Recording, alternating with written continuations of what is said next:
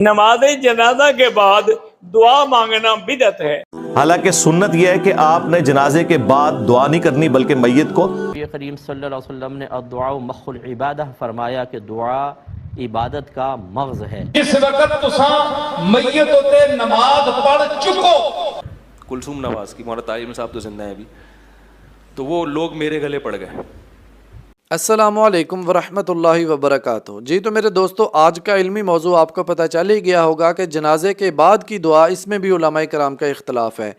کوئی کہتے ہیں مانگنی چاہیے، کوئی کہتے ہیں نہیں مانگنی چاہیے، اور بعض جگہوں پہ یہ منگوائی جاتی ہے اور بعض جگہوں پہ نہیں منگوائی جاتی، اور بعض جگہوں میں ملا جلا رجحان ہے اور دعا تو منگوائی جاتی ہے، لیکن کچھ لوگ آدھے یا زیادہ وہ جنازہ پڑھ کے نکل آتے ہیں، وہ دعا نہیں مانگتے۔ کیا اس کا حدیث مبارکہ سے نفی ملتی ہے؟ حدیث مبارکہ سے ثبوت ملتا ہے؟ کیا چیز ہے یہ؟ یعنی کہ آخر اختلاف ہوا کیوں ہے علماء کرام کا؟ تو جو مانگنے کے قائل ہیں ان کو بھی سنتے ہیں، ان کی دلیلوں کو بھی سنتے ہیں، اور جو نہ مانگنے کے قائل ہیں ان کو بھی سنتے ہیں، ان کی دلیلوں کو بھی سنتے ہیں۔ اس کے بعد میں کچھ اپنی تحقیق پیش کروں گا تو مجھے سمجھانے میں آسانی ہوگی اور آپ کو سمجھنے میں آسانی ہوگی۔ تو چلتے ہیں علماء کرام کی طرف۔ نماز جنازہ کے بعد دعا مانگنا بدعت ہے۔ جنازے میں آپ گالیاں دیتے ہیں، دعا بعد میں کریں گے۔ اور جنازہ ہی تو دعا ہے نا، اللہم اغفر لحینا و میتنا و شاہدنا و غائبنا و صغیرنا و کبیرنا و ذکرنا و انسانا، اللہم لا حیت منا فحی الاسلام، اللہم انت فیت منا و دفاع الایمان، اللہم لا تذلنا بعدہ، اللہم لا تفتنا بعدہ، اللہم لا تحرمنا اجر۔ یہ کیا ہے؟ دعا ہے، گالیاں ہیں؟ حالانکہ سنت یہ ہے کہ آپ نے جنازے کے بعد دعا نہیں کرنی بلکہ میت کو قبرستان لے کے جانا ہے، اور سنن نبی داؤد میں موجود ہے کہ دفنانے کے بعد اس کی قبر پہ کھڑے ہو کر اس کے لیے دعا کرنی ہے۔ نبی اسلام نے فرمایا کہ اب اسے آزمایا جائے گا، اس سے سوالات پوچھے جائیں گے، تم اپنے بھائی کی قبر کے سوالوں کی استقامت کے لیے دعا کرو۔ کہا کہ کیا جنازے کی نماز کے بعد دعا کرنی چاہیے؟ دیکھیں بالکل کرنی چاہیے، کیونکہ نبی کریم صلی اللہ علیہ وسلم نے الدعاء مخ العبادہ فرمایا کہ دعا عبادت کا مغز ہے، اور بکثرت میرے آقا صلی اللہ علیہ وسلم نے دعا کی تلقین فرمائی ہے۔ اب مقامات مخصوص نہیں کیے تو اس میں کوئی حرج نہیں ہے۔ اگر یہ فرض کر لیں کہ منقول نہ ہو کہ نبی کریم نے جنازہ پڑھایا اس کے بعد دعا نہیں فرمائی یا دعا فرمائی، یہ منقول نہ ہو، تو اس کا مطلب یہ نہیں ہو جائے گا کہ آپ کے لیے دعا کرنا ناجائز ہے۔ بالکل آپ دعا کر سکتے ہیں، اور یہ اچھی طرح یاد رکھیں کہ وَمَا رَآءُ الْمُؤْمِنُونَ حَسَنًا فَهُوَ عِنْدَ اللَّهِ حَسَنٌ، جو مسلمانوں کے مومنین کے نزدیک اچھا ہے وہ اللہ کے نزدیک بھی اچھا ہے۔ مطلب اس کی شرح یہ ہے کہ اگر ایک مسلمانوں کی قوم ہے جس میں علماء بھی ہیں، مفتیان کرام بھی ہیں، متقین لوگ بھی ہیں، مشائخ ہیں، اور عوام کسی ایک چیز کو اچھا سمجھ کے اختیار کر لیتے ہیں، تو اللہ تبارک و تعالیٰ کبھی بھی عوام اور خواص کو کسی غلط کام پر متفق ہونے کی توفیق نہیں دیتا ہے، وہ اچھا ہی ہوتا ہے۔ تو لہٰذا جنازے کے بعد دعا مانگنا یہ ہمارے مسلمانوں میں رائج ہے، اسی طرح فرض نمازوں کے بعد دعا مانگنا رائج ہے۔ تو اس کو وہی روکے گا جس کو شریعت کی تمیز نہیں ہوگی، کیونکہ جب عرف و عادت قائم ہو جاتا ہے، عوام و خواص کسی چیز کو اچھا سمجھ کے اختیار کر لیتے ہیں اور احادیث بھی اس کی تائید کر رہی ہوتی ہیں، تو پھر اس کو نہیں روکنا چاہیے، لوگوں کو کرنے دیں۔ تو اس دعا مانگنے میں کوئی حرج نہیں ہے، مانگ سکتے ہیں۔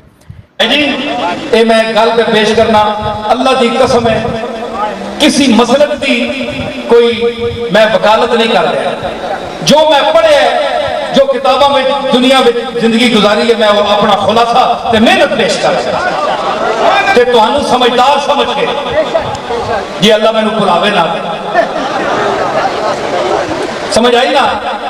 تے اتھے اے جملہ متردہ میں بیان کر رہا، ایک بات آدھیں جناب کے جنازہ جب آپ پڑھ چکتے ہیں تو پھر بعد میں دعا کرنے کی کیا ضرورت ہے؟ دعا تو اس میں موجود ہے، کیوں سوال ہے کہ نہیں؟ بولو، کرنے کے نہیں؟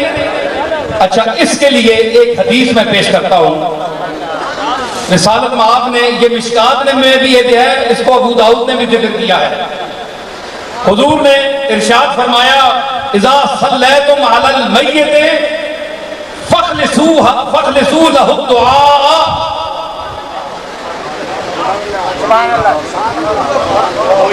اذا صلیتم علی المیت فَخْلِصُوا لَهُ الدُّعَاءَ، جس وقت تساں میت ہوتے نماز پڑھ چکو، صلیتم نیم نال آواز بھی ختم ہو گئی تے نماز بھی نال ختم ہو گئی۔ اذا صلیتم تم نال گل ختم ہو گئی نا تے یعنی نماز بھی جس طرح سب لے تم نہیں کرا تم مکا چکو.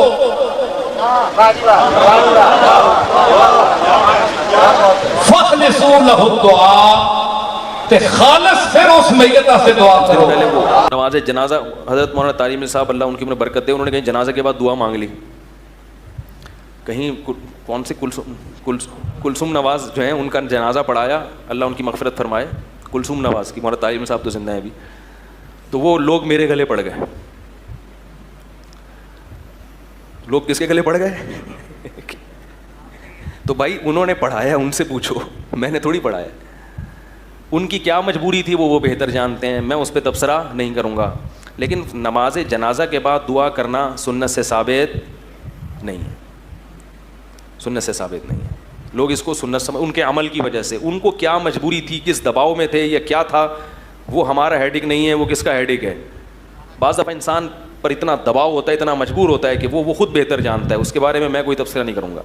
لیکن جو چیز سنت سے, کیونکہ ان کے اس عمل سے بہت سے لوگ یہ بھی سمجھنے کہ یہ طریقہ کیا ہے, سنت ہے. کچھ دن پہلے جو ہے نا واٹس ایپ پہ جب یہ واقعہ ہوا ہے تو کسی نے دلائل لکھ کے بھیجے نماز جنازہ کے بعد دعا کے دلائل میں کوئی بہت بڑے مفتی تھے جن کا یہ حوالہ دیا گیا کہ بھئی وہ دلیل یہ دے رہے تھے کہ اسلام میں اصل اباحت ہے, جواز ہے, جب تک پابندی نہیں ہوگی اس کو ہم کیا کہیں گے, جائز.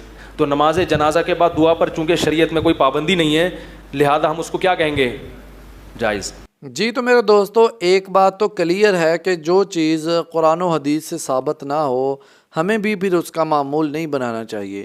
اگر تو کوئی بندہ اس کو ثواب سمجھ کے کرے گا, سنت سمجھ کے کرے گا تو یہ بدعت ہو گیا, گناہ ہوگا. اگر کوئی آدمی محض رسم و رواج یا کسی کا منہ بند کروانے کے لیے کرے گا تو ہو سکتا ہے اس کے لیے کچھ نرمی ہو جائے. تو دوستو اسی طرح دوسری بات آج کی میری تحقیق یہ ہے کہ جہاں پہ علماء کرام کا اختلاف ہو جائے تو عام لوگ وہاں پہ کیا کریں. اگر وہ کسی مسلک یعنی کہ ہاں کی طرف جائیں گے تو وہ دوسرے کو برا بھلا کہیں گے, غلط کہیں گے, اور دوسرے کی طرف جائیں گے تو وہ اس کو برا بھلا کہیں گے, غلط کہیں گے. تو عام آدمی اس میں کیا کرے, عام آدمی تو پھنس جاتا ہے. تو عام آدمی کو چاہیے کہ بس وہ قرآن و حدیث کے مطابق اس کو یا مسئلے کو یعنی کہ حاصل کرے اور پتلی گلی سے نکلتا بنے, یعنی کہ اختلاف میں پڑے نہ, علماء کرام کو سنے ہی نہ. اس معاملے میں جو چیز قرآن مجید سے مل جائے, حدیث مبارکہ سے مل جائے, بس وہاں پہ خاموشی اختیار کر لے, اس پر مینوان عمل کرے. تو جو چیز ہمیں قرآن مجید نے بتائی ہے کہ قبر میں کتنے سوال ہونے ہیں, نماز کا سوال ہوگا قیامت والے دن, ان چیزوں کو ہم سیکھتے ہی نہیں ہیں. ان چیزوں سے ہم لاپرواہی کر رہے ہیں, اور یہ جو چیز یعنی کہ رسم و رواج ہے اس کے پیچھے لگے ہوئے ہیں. یہ مطلب ہم کیسے مسلمان ہیں, نام کے مسلمان ہیں پھر. تو دوستو جو چیز قرآن مجید میں واضح یا حدیث مبارکہ میں واضح ہے کہ بھائی قیامت والے دن یہ سوال ہوگا آپ سے, قبر میں یہ سوال ہوں گے آپ سے, ان کی تیاری ہمیں کرنی چاہیے. آج کل جو ہے وہ ہم یہ رسم و رواج کے اختلافوں کو لے کے علماء کرام پر جو ہے وہ ان کو غلط کہنا شروع کر دیتے ہیں, ان کی توہین کرنا شروع کر دیتے ہیں. تو ایسا دوستو نہیں کرنا چاہیے. ہمیں جو ہے وہ ایک دوسرے کی عزت کرنی ہے, خواہ وہ کوئی عالم ہے, خواہ وہ کوئی غیر عالم ہے, خواہ کوئی حافظ ہے, خواہ کوئی غیر حافظ ہے. ہمیں ایک دوسرے کو امن کا درس دینا ہے, محبت کا درس دینا ہے. تو اسلام بھی ہمیں اسی چیز کا درس دیتا ہے. تو ہمیں قرآن و حدیث پر عمل کرنا ہے, صراط مستقیم پر عمل کرنا ہے, اسلام کے مطابق زندگی گزارنی ہے. آخر میں دوستو آپ سے روزانہ کی طرح یہ ریکویسٹ ہے, گزارش ہے کہ غزہ کے مسلمانوں کے لیے خصوصی دعائیں کریں. رمضان المبارک کا مہینہ ہے, قبولیت کی گھڑی ہے, تو ان کے مجاہدین کے لیے دعا کریں, مسجد اقصیٰ کے لیے دعا کریں, اور وہاں کے پہ مظلوم مسلمانوں کے لیے دعا کریں. وآخر الدعوانا ان الحمد للہ رب العالمین.